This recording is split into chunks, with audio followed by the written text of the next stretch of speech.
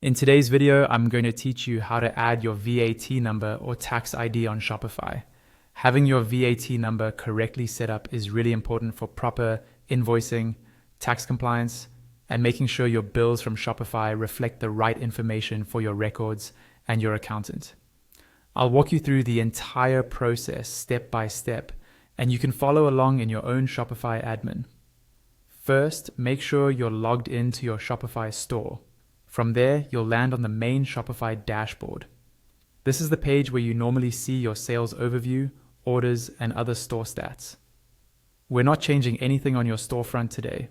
We're only updating your billing details. From the dashboard, look for the settings option. Depending on your layout, it's usually located at the bottom left of the screen. Go ahead and click on settings. This is where all your store's back-end configuration lives, like payments, shipping, and of course, billing. Once you're in settings, look for the billing section and click on it.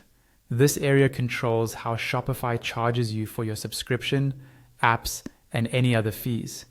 It's also where you can manage your tax details.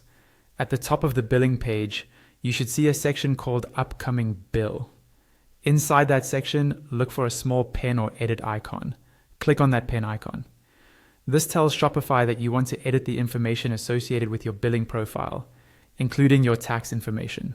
When the billing profile details open, you'll see an option that says Add VAT number or something similar related to tax ID.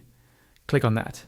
If your region uses a different name for tax identification, Shopify may adjust the label, but the process is the same. A new field will appear where you can type in your VAT number or tax ID. Carefully type your number exactly as it appears in your official tax documents, including any country prefixes if required. It's a good idea to double check the number for accuracy because this information is used on your invoices and may be needed for audits or verification. Once you've entered the number and confirmed it's correct, click on the button that says Add VAT number. Shopify will save your changes and apply this tax ID to your future invoices and billing documents.